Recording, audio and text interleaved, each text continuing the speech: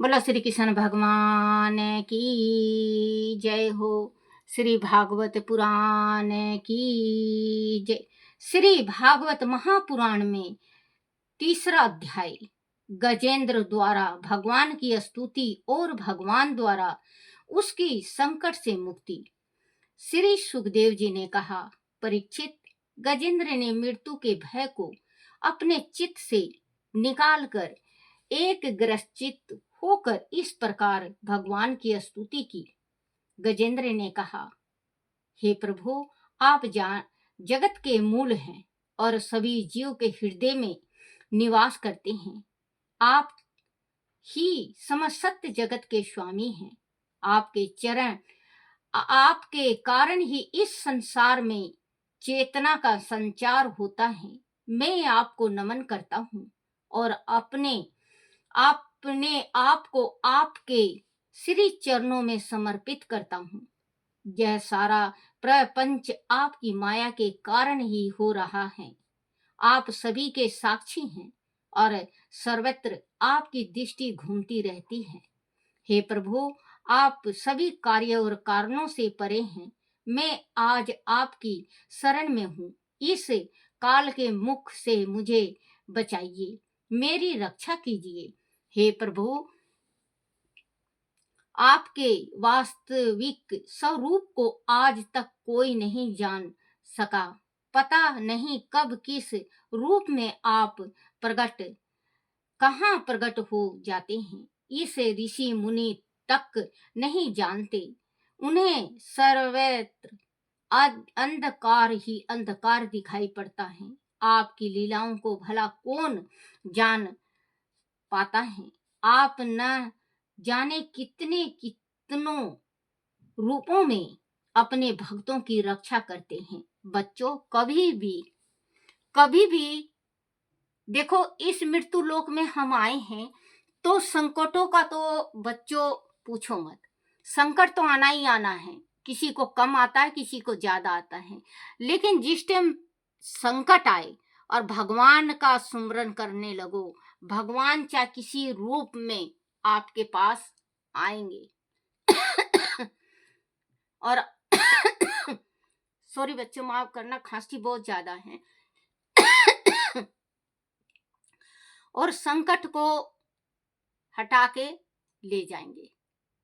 कहते हैं, अगर मान लो आप पे संकट आ गया, आपने भगवान का शरण ना लेके आपने किसी मानव का शरण लिया, तो आप बीज भंवर में डूब गए। ये सोचो कि आप डूब गए। कुछ भी हो, ज्यादा नहीं, कुछ भी हो, एक जल का लोटा, थोड़ा सा उसमें चावल डालो, थोड़ा सा गुड़ डालो, फूल डालो। फूल है तो ठीक है, नहीं तो भगवान के दरबार में चले जाओ, जल चढ़ाओ और प्रार्थना करो। जैसे इसमें प्रार्थना गजेंद्र ने किया है कि हे भगवान, मेरा जीवन तेरे हाथ में है। भगवान को अपने जीवन की डोरी छोड़ आओ। हे मेरे परमात्मा, मैं आपके चरणों में पड़ा हूं, अब आप संभालो। देखना बच्चों, आपका संकट टल जाएगा। हम करें तो सही। भगवान कहते हैं, तुम एक कदम बढ़ो, मैं 10 कदम बढ़ूंगा। अगर तुमने एक कदम बढ़ाया है मेरे वास्ते, मैं तुम्हारे वास्ते 10 कदम बढ़ाऊंगा। लेकिन इंसान भगवान को भूल गया है। इंसान को ही याद करता है, इंसान के पास जाता है समाधान लेने के वास्ते, वो इंसान और फंसा देता है। तो पहले भगवान के पास जाओ, फिर किसी के पास जाना है। पहले आपको भगवान के पास जाना है। भगवान खुद कभी कभी बच्चों ये देखना, क्योंकि मैं 66 साल की हूँ, उम्र बहुत ज्यादा है, सारे चीज का पता है मुझे। तो बच्चों, अगर हम भगवान को छोड़कर किसी के पास जाते हैं तो हमारा काम नहीं बनता। आप भगवान के चरणों में गए, भगवान को अर्पण कर दिया और आप आके देखना बच्चों, बैठ के सोचना, आपको खुद ही रास्ता दिखाई दे जाएगा कि ये करना है, इसके पास जाना है, उसके पास जाना है। और कभी भी बच्चों कुछ बात बन जाए या बिगड़ जाए, घबराहट में कोई कदम मत उठाना। घबराहट का उठाया हुआ कदम दुखदाई होता है। घबराहट में कदम कभी नहीं उठाना चाहिए। या कभी निर्णय लो, कभी भी किसी चीज का भी निर्णय लो, किसी चीज का भी निर्णय लो तो सोच समझ के लो। 1-2 दिन का टाइम मांगो, सोचो, समझो। आजकल क्यों तलाक ज्यादा होता है? जल्दी में कदम उठाया हुआ। लास्ट में बच्चों 100% तलाकशुदा में 50%, 70% औरतें तड़पती हैं कि मैंने बहुत जल्दबाजी कर दी। पुरुष तड़पते हैं उतने ही कि मैंने बहुत जल्दबाजी कर दी। तो आप सोचो, आपके घर में ज्यादा लड़ाइयां हो रही है, सब कुछ कर लिया, आप थक गए और आपके पास कुछ सलाह नहीं है, तो आप 1-2 महीने के वास्ते, 4 महीने के वास्ते घर छोड़ दो।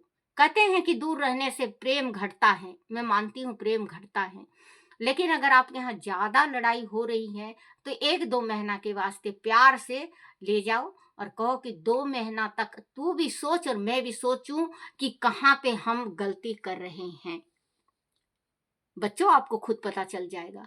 अगर आपकी लड़ाई हो रही है, आप पड़ोसी में जाके कह रहे हो या बहन को बुला के कह रहे हो, भाभी को कह रहे हो, चाची को कह रहे हो या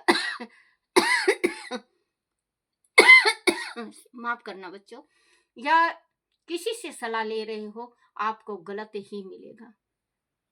जो निर्णय आप पति पत्नी ले सकते हो, कोई नहीं ले सकता।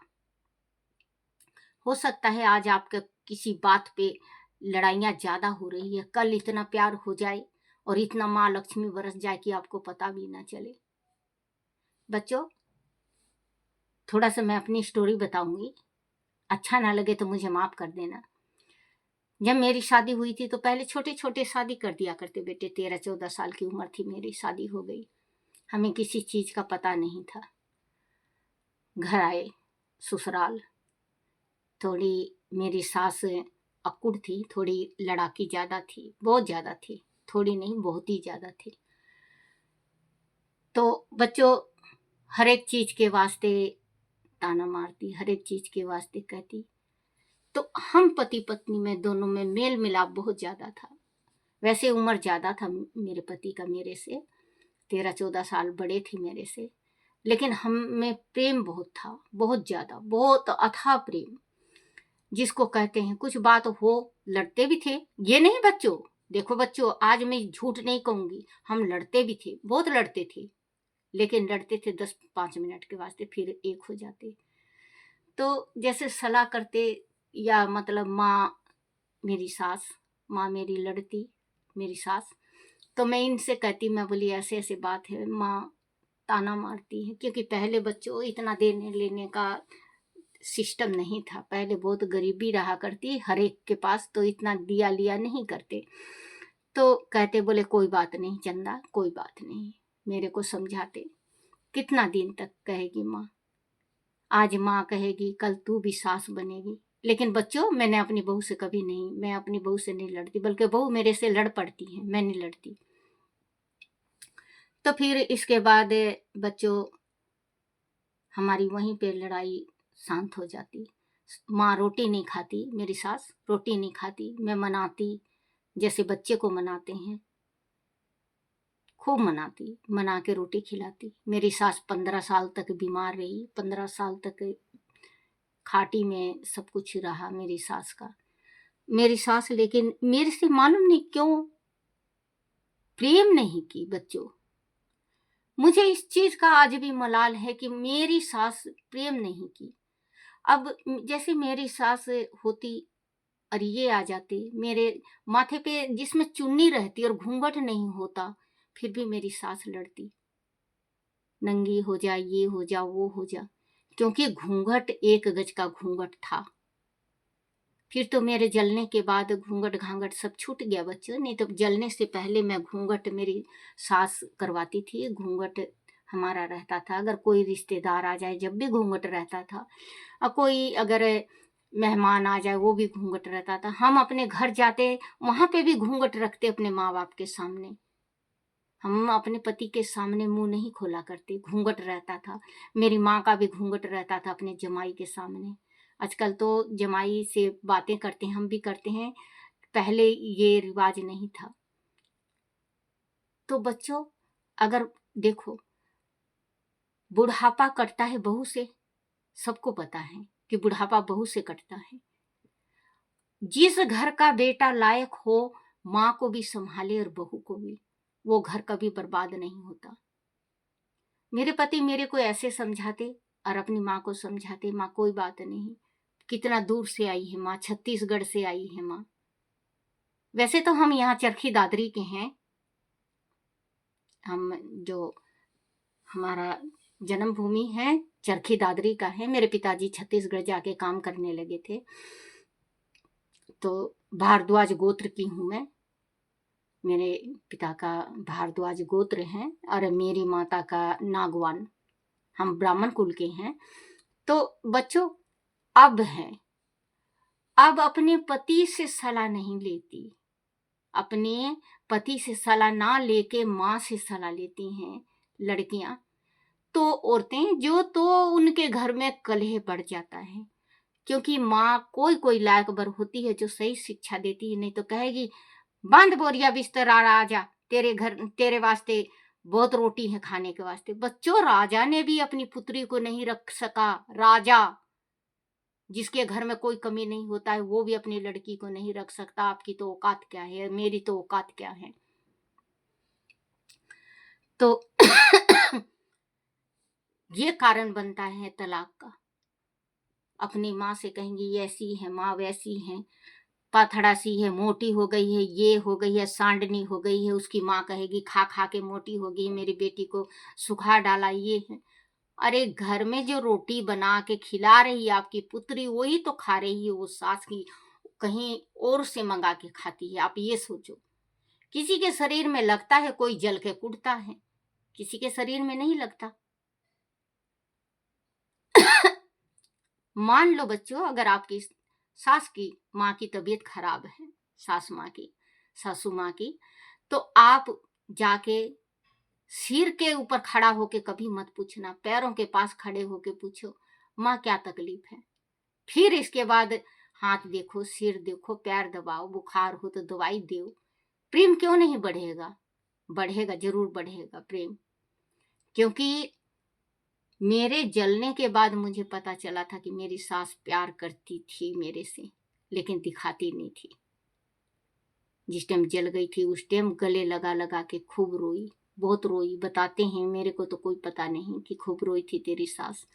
तो बच्चों, कहते हैं छोटी छोटी अगर बात, छोटी छोटी गलती तलाक तक पहुंचा देता है। नहीं तो मान लो, और आप देखो, वही पुरुष वही स्त्री होते हैं ना, वही सुख, वही सास ससुर, वही सब कुछ, लेकिन फिर भी सुख नहीं है। आप ये सोचो कि लड़की गरीब नहीं, लड़का भी गरीब होता है। जिस टाइम आप तलाक का 25-25 लाख, 20-20 लाख, 12-12 लाख, 50-50 लाख, 1-1 करोड़ रुपए फरमाइश कर देती हैं। कहीं कहीं तो ऐसे देखने में आता है कि आत्महत्या ही लड़का कर लेता है, इस दुनिया से ही चला जाता है। आपको अगर पसंद ना हो लड़का, अगर आपको लड़की पसंद ना हो, दोनों पक्षों के तरफ से बोल रही हूं, तो आप बेशक से मना कर दो। ना आपका हक है उस लड़की की जिंदगी खराब करने की, ना आपका हक है उस लड़के की जिंदगी खराब करने की, क्योंकि ये जीवन बहुत अनमोल है। ये जीवन बार बार नहीं मिलता, एक बार मिलता है। इसमें पुण्य कमा लो चाहे पाप कमा लो। पति परमेश्वरा कहते हैं, पति परमेश्वर होता है। आप किसी देवी देवता का पूजन ना करो, आप अपने पति की भक्ति करो। क्यों? अनसुईया ने अपने पति की सेवा की थी ना। सीता है, सीता श्री राम जी का जाप किया करती अपने पति का। ऐसे ऐसे सती हैं बच्चों कि जिन्होंने अपने पति की सेवा करके गति पाई है। भगवान के आगे घंटी नहीं बजाया इन्होंने, अपने पति के आगे घंटी बजाया। जैसे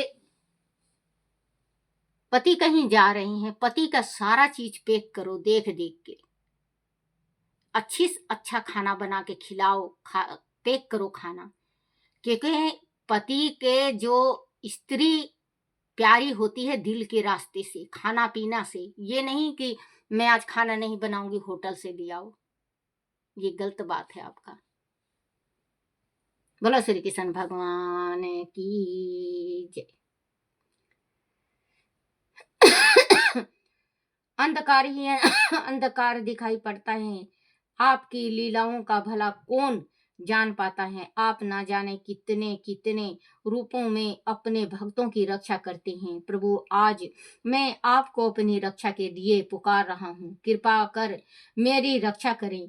हे प्रभु, आप अरूप निरंकार अनादित्य होने पर भी भक्तों के हृदय में बहुरूप और संस्कार होकर विराजमान रहते हैं। मैं आपको नमन करता हूँ। विवेकी पुरुष कर्म संन्यास अथवा कर्म समरण भाव से अपना अंतःकरण शुद्ध करने के लिए आपका ध्यान करते, कर्म संन्यास अथवा कर्म समर्पण भाव से आप अपना अंतःकरण शुद्ध करने के लिए आपका ध्यान करते नहीं अघाते। आप सभी भक्तों को मोक्ष प्रदान करने वाले हैं।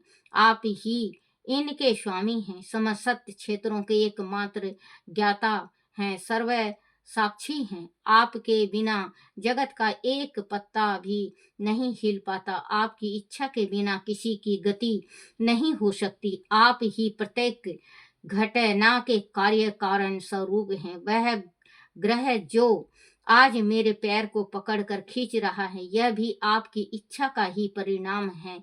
आदि मेरा जीवन इतना ही है तो मैं आपसे कुछ नहीं कहता। विधि के विधान में व्यवधान डालने, बाधा डालने की समर्थ मुझ में नहीं है। आदि मेरे भीतर कोई अहंकार आपको प्रतीत हुआ है तो आपके कारण भी आप ही हैं, क्योंकि आप सभी इंद्रियों के आश्रय हैं। सभी चराचर सृष्टि में आपका ही प्रतिबिंब गोचर हो रहा है। मैं आपको नमन करता हूँ। प्रभु मेरी रक्षा करें, मेरे अपराध को क्षमा करें। हे प्रभु, जैसे कोई दयालु पुरुष फंदे में पड़े हुए पशु का बंधन काट देता है और उसे स्वतंत्र करा देता है, उसी प्रकार आज मैं काल रूपी इस ग्रह के फंदे में फंसा हूँ। आप मेरी भूलों को क्षमा करें और मुझे इस ग्रह से बचाएं। प्रभु, आपके पास तो दया का सागर लहराता रहता है। आप शरणगत की अवश्य सहायता करते हैं, फिर मेरी रक्षा में आप क्यों विलंब कर रहे हैं। आप तो भक्तों का कल्याण करने में कभी आलस्य नहीं करते, फिर आज क्यों आप अपने भक्त की पुकार नहीं सुन पा रहे हैं। हे दीन बंधु, जो लोग अपने शरीर में भोग विलास में, अपनी संतान में, अपने गुरुजन और सगे संबंधियों में, अपने घर परिवार और धन संपत्ति के संग्रह में सदा आस्था रहे हैं, उन्हें आपकी प्राप्ति अत्यंत कठिन है। संभवतः मेरा भी यही अपराध है कि मैं हथेनियों के समूह का गाजेंद्र होने के मद में लीन होकर आपकी उपेक्षा करता रहा, उसी का फल आज मुझे मिल रहा है। परंतु हे प्रभु, मृत्यु की इस घड़ी में आपका स्मरण करने की इच्छा भी आपने ही तो मुझे उत्पन्न की है, फिर आप मेरा उद्धार करने में क्यों विलंब कर रहे हैं। हे प्रभु, आपके भी अविनाशी सर्वशक्तिमान अव्यक्त ज्ञान योग द्वारा पता लगाने का प्रयत्न ऋषि मुनि व्यक्त निराकार इंद्रियां जीत और अत्यंत सूक्ष्म स्वरूप को आध्यात्मिक योग दर्शन अथवा ज्ञान योग द्वारा पता लगाने का प्रयास ऋषि मुनि और योगी जन सदैव से करते आए हैं, परंतु भक्तों के लिए तो आप सदैव व्यक्त हैं, साकार हैं। मेरी कल्पना में आपका कोई रूप प्रकट नहीं हो पा रहा है, क्योंकि मैं तो पशु हूँ। इस मुझ में बुद्धि नहीं है, भक्ति करना भी मुझे नहीं आता। प्रभु, आपका जो भी रूप है, आप उसी में मुझे दर्शन दें और मेरी रक्षा करें। अगापि इस पशु योनि में मैं जीना नहीं चाहता, क्योंकि अज्ञान के अंधकार ने मेरी बुद्धि को पूरी तरह से कुंद कर दिया है। मैं इस आवरण से छूटना चाहता हूँ, परंतु काल क्रम के अनुसार यह अपने आप नहीं छूट सकता। मैंने तो आपको पुकारने के लिए अब तक जो कुछ भी कहा है, वह जंगल में भ्रमण करते हुए ऋषि मुनियों के मुख से जो कुछ भी सुना है, उसे ही अपनी स्तुति से दोहरा रहा हूँ। पता नहीं उसे दोहराने में मुझसे कहाँ कहाँ टूटी हुई है, वह मैं नहीं जानता। मैंने तो अब बुद्धि के कारण मैं आपके स्वरूप को नहीं जानता। बस इतना पता है कि आप सर्वशक्तिमान हैं। मैं तो अब आपकी शरण में परीक्षित शरण में हूँ। परीक्षित गजेंद्र ने इस प्रकार प्रभु श्री हरि की स्तुति की तो श्री हरि गरुड़ पर सवार होकर तत्काल वहां आ पहुंचे और उन्होंने अपने सुदर्शन चक्र ग्रह के ऊपर छोड़ दिया। उससे ग्रह मारा गया और गजेंद्र का पैर छूट गया। इस प्रकार भगवान श्री हरि ने गजेंद्र को ग्रह के मुख से बचाया। बोलो श्री कृष्ण भगवान की जय। श्री कृष्ण गोविंद हरे मुरारी, हे नाथ नारायण वासुदेवाय, हे नाथ नारायण वासुदेवाय, हे नाथ नारायण वासुदेवाय। श्री कृष्ण गोविंद हरे मुरारी, हे नाथ नारायण वासुदेवाय। आरती श्री भागवत भगवान की है, आरती पापियों के पाप को है तारती। आरती श्री भागवत भगवान की है, आरती पापियों के पाप को है तारती। हे मेरे कन्हैया, हे मेरे गिरधारी, हे मेरे बंसी वाले, मेरे से कोई भूल हो जाए, कोई गलती हो जाए, कोई टूटी रह जाए, मुझे क्षमा करना, क्षमा करना, क्षमा करना। बोलो श्री भागवत महापुराण की जय हो। श्री लड्डू गोपाल की जय हो।